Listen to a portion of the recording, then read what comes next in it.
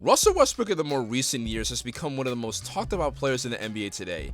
But they're all for the wrong reasons, and it's really sad. Russ's tenure with the LA Lakers was a lot to be desired.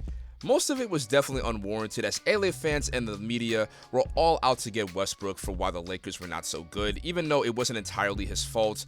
But he definitely was a shell of himself while he was with the Lakers, and he was not the polarizing athletic superstar that he used to be. And with him being on the Clippers, this may be the final stretch of his career, and honestly, if he does not win a championship, he did have an amazing career overall. But as we move further along in his career and when he eventually retires, we must never forget the time when Westbrook was a monster, especially in 2017. But in order to tell the story, we have to do it right and go back to when everything, and I mean everything, went horribly wrong in one series. And he fires. Yes! 26.8 remaining. The Oklahoma City Thunder was eliminated in 2016 against the Golden State Warriors in the Western Conference Finals as being up as much as 3-1. What could have went wrong for the Thunder did go wrong, and they would try to recover heading into the offseason as they would try to get KD and Russ to run it back, but KD said no. It's here, and it's Golden State for Kevin Durant. To everyone's surprise, KD signed with the Golden State Warriors, and this was definitely shocking for Westbrook as he had to find out on social media that Durant signed with the Golden State Warriors. And let's just say that the city of Oklahoma was not happy, especially Russ, as him and KD had a special bond and were one of the best duos, if not the best duo in the NBA. But he was on his own and had his own team now, and he was the best player on that squad, and he was able to do whatever he wanted. Now I do what I want. Now I do what I want. Now I do what I want. The Thunder would have a very different roster and not as great as it used to be, so the task for making the playoffs was a very high demand. In the start of the new season, Russ looked very different. He looked a lot hungrier and more determined to prove himself. His second game, he dropped a 51-point triple-double, and it was very unheard of, at least during that time, considering that triple-doubles were just a rare thing in the NBA that would happen once in a blue moon. But Russell Westbrook then got another triple-double, then he got another one, then he went on a 7-game streak, breaking MJ's record when he had 6 games straight of having triple-doubles. He was doing something that hasn't been done consistently since the 1960s with the Big O Oscar Robertson. He was racking up triple-doubles and had a season where he had 41 triple-doubles in one season. Another thing Russ wanted was vengeance against Kevin Durant for leaving. And when it came time for KD to play in OKC, it was very hectic, especially between him and Russ.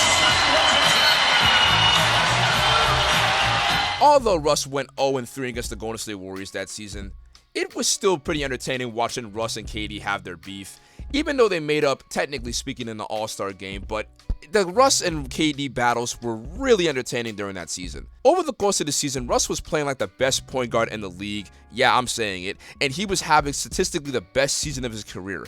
Each game was an event to see if he would get a triple-double, as over the course of the season, he was actually getting close to breaking the record. He was second behind Isaiah Thomas for most clutch points in the fourth quarter, and it was only by 3 points. Russ was also statistically the most clutch player during that season, which is honestly really surprising to see, especially considering how he is nowadays. But back then, Russ was very clutch during the 2017 season. And we saw it as well, as he had to be the guy to take those type of shots in the clutch, and he was great at doing it. His shooting was off the charts, and he was having the best three-point shooting season for his career, especially considering that he took 7 attempts, and it showed that during that season, he was someone you did not want to deal with in the fourth quarter, which brought him in the MVP conversation. And let me tell you, this was a very hard debate back in the day. I remember having debates with my friends on who they think should win MVP. Personally speaking, I thought that Russell Westbrook deserved it, but Harden also had a really great case. Both of them were having great seasons, but Harden was leading the league in assists as he was the best playmaker that year. He was leading his team to wins and was scoring on a great shooting percentage. But then you had Russ, who was doing all of that and more, carrying the load and fighting to bring his team to the playoffs. So the award honestly could have gone either way, and there would have been no complaint. I'm more impressed with Westbrook. The guy's still averaging a triple-double. What Harden's done this year, I've been a Harden critic, but I watched him this year and I've thought, oh, he's evolved. Like, he has become an excellent... He could always do this, but he's decided to do it. Yeah, exactly. If this team wins 46 games, that's an achievement. As the season was winding down, the Thunder were within playoff contention, and it was all because of Russ and his team performing well, but there was unfinished business. as he was one game away from breaking the record for most triple-doubles of all time. And he would play the Denver Nuggets, who were trying to make it into the playoffs that year. The Nuggets would be in control of the game, even with Russ going on a tear. But he was closer and closer to breaking the record, and he finally did it in the fourth quarter. Afternoon, whenever the Thunder need offense. And he's got it! And a half century ago by Oscar Robertson. He was able to do it and make history, but that wasn't the only thing that happened that game, because this ended up sealing the MVP award for Westbrook. Adams gives it back to Russ. Deep shot! Get it! What a perfect ending to a historic day! Westbrook gives the Thunder the victory at the buzzer! That was one of the best games of the season. Russ breaking the triple-double record and having a game winner to top that off. I mean, that's just something that you would see in a movie. He was able to pull that off and have a historic night for his career. If only that carried on in the playoffs, unfortunately, because the Thunder would get eliminated in the playoffs in 5 games against his MVP rival Harden.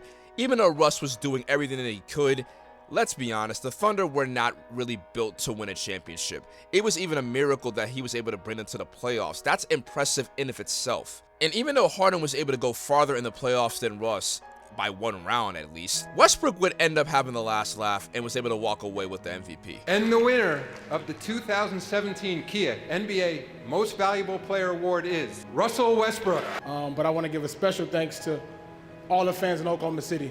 You guys have been riding with me since day one, and I'm just so thankful for all the fans there, and so thank you guys. This is just a fairy tale ending, if I'm going to be for real. Russ, after everything that happened over the offseason, all the blood, sweat, and tears, all the hard work that he put into that season, he made history and set a new standard for triple-doubles. And this would not be the last time he averaged a triple-double and broke triple-double records. And he won the MVP award for being the guy on a team, and it was really impressive. One of the most impressive MVP campaigns ever. Years from now, when we look back at Russ's career, when he retires, we must never forget the year where Russell Westbrook, in his MVP form, wreaked havoc on the NBA.